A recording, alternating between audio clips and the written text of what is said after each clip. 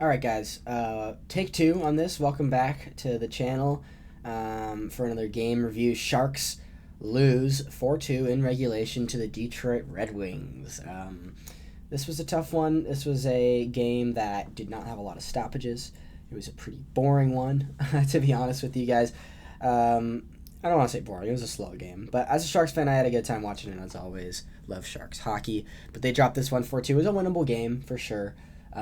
They should have won this game, and it's rough because they've got two games in buildings that they don't win often in.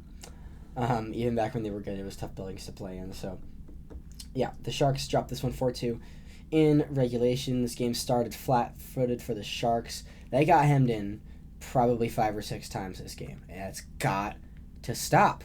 Like, these guys don't hustle in the defensive zone, man. Jeez Louise. All right. And it's always Cellebrini's line. And he's working his ass off. As the centerman, the wingers just do nothing. Anyway, I'm sorry. I'm ranting already. Game opens with a power play goal from DeBrincat. This goal happens because Wenberg loses his stick.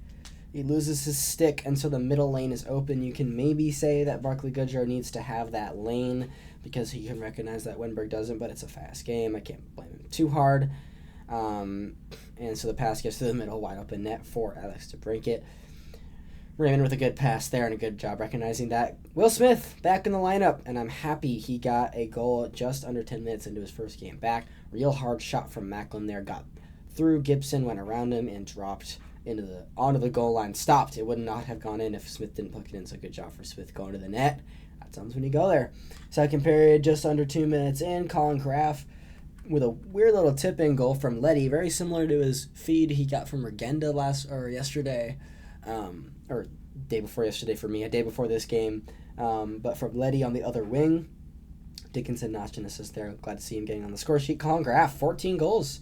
Second or third on the team. I think maybe Toffoli has more, but Colin Graff, man, exceeding all my expectations this season for him. I'm very, very happy with how Graff has done. And I'm glad he made the team out of camp and stayed there. JT Compher would tie the game. This was a beautiful feed from Marco Kasper. I'm looking at this, man. This guy has 4 assists. That's it? This was a beautiful play. Dangled 2 guys, put through the legs of Orlov, gave Compher a wide open net. Nothing Askey can do there. Dylan Larkin would take the lead early in the third period. Just under 5 minutes in. This was a goal Askey needs to have. Like, why is your leg all the way in the net? But the only goal of this game that I'm really pinning on Askey, I mean, he played decent, wasn't challenged too much. I hope this can be a bounce back for him. I hope when he starts either in Florida or in Tampa, hopefully it's Florida. I hope Nettie gets to start in Tampa, but I hope that Askey has a good, solid game, makes some great saves, and gets his confidence back. Because with goalies, it's always confidence. It's always like, sports psychology. And, the Sharks make a lot of money, so they should have room for a sports psychologist, so hopefully they have that. But yeah, Askey did well in this game enough. Sharks didn't have enough run support for him because they got hemmed in so much. They got hemmed in so much in this game.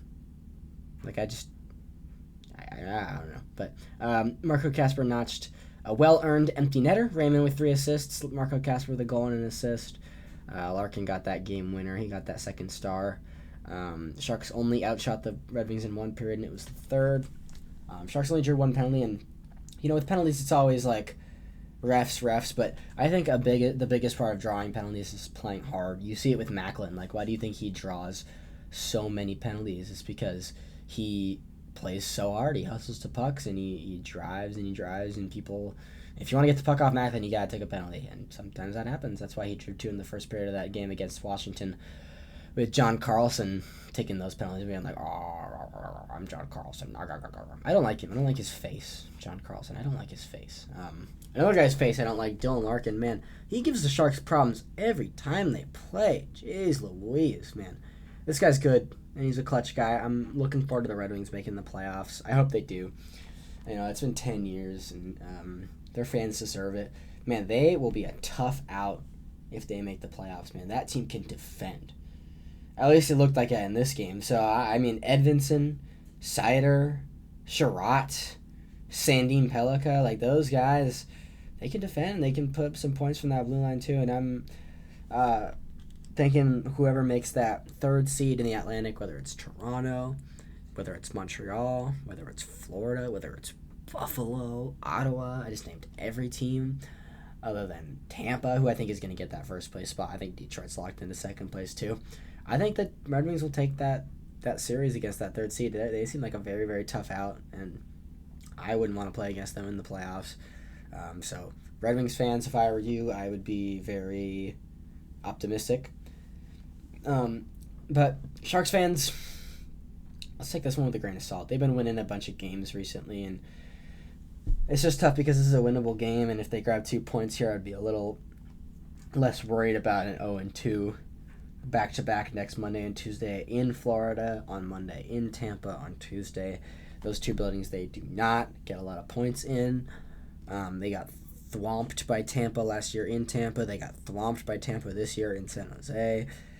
They won at home against Tampa last year miraculously. I think it was a Ferraro goal that won that game. But, yeah, Macklin was good tonight. Smith was good tonight. Chernyshov, again, wasn't good enough. He's only on game 10, I think, which now game 4 in a row that he didn't really have a good game in. And Reeves came out of the lineup tonight, went on that fourth line, and I don't know. Regenda was okay on the first line. I like Graf better there. Here's my lineup if I were to choose. I would have the first line have Eklund, Chernyshov, and Celebrini. That's Chernyshov from the first two games, because Eklund and Celebrini have probably the best combination of game style on the team, even though Smith and Macklin do so well. You know what? I actually think Smith, Macklin, and Eklund should be on that top line, because Macklin's a power forward, and they got that speed from Smith too. I think it should be Eklund, Smith, and Macklin. Second line, in my opinion, should be Graf, Wenberg, and either Toffoli or Chernyshov. I like Toffoli there because he's been there all year. He plays well with Wenberg too, but Toffoli just doesn't hustle enough. He got benched too in this game. I don't know. And then maybe that would leave Regenda, Chernyshov, and Misa for the third line, which we saw Chernyshov, Misa, and Graf on the third line today. Misa's been okay. And then, cycle through Gaudette, Kurashev, Goodrow, Stopchuk, Reeves, and Skinner for that fourth line spot. I mean, we've got 15 good forwards. I'm kind of thinking too far ahead here. The Sharks need to get their consistency back with lines, because they're starting to finally get consistency with their defensive pairs, even though those guys aren't going to stick around. Liljegren, I think, is going to get moved by trade deadline time, or probably pretty soon, because if you're the Sharks, you want to have as much time as possible for new guys to settle in. So we need more defense. We need bigger defense. We need scoring on the blue line. We need a lot of stuff. We need consistent goaltending. As optimistic and as good as this year has been for the Sharks, if I'm thinking from I want them to win now, there's a lot left to be desired, having a 24-23 record. But the Sharks have been doing pretty well, so I'm happy with how they've been playing, and I want them to get back to that November stretch that they had. But I think their early January stretch is probably the best stretch they've had all year.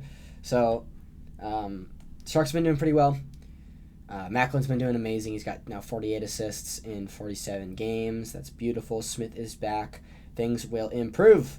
And we've got some easier games after this stretch, or this back-to-back, in Florida and Tampa.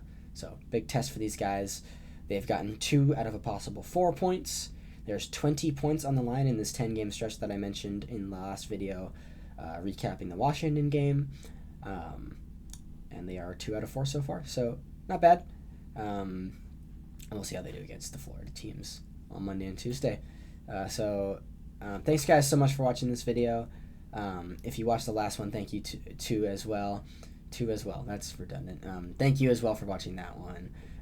I think this weekend I'll maybe get out a video, maybe power ranking the players, or I might wait until next weekend with that, and I might talk about some other stuff around the league. We'll see what happens, see how busy I am this weekend, and we'll see how it goes. So thanks everybody so much for watching. Make sure to like and subscribe and share the video. This is for Sharks fans, for Sharks fans, by Sharks fans, because I'm a Sharks fan, obviously. Thanks guys for watching. I hope you have a great rest of your day, and I will see you after Florida. Or sooner. We'll see.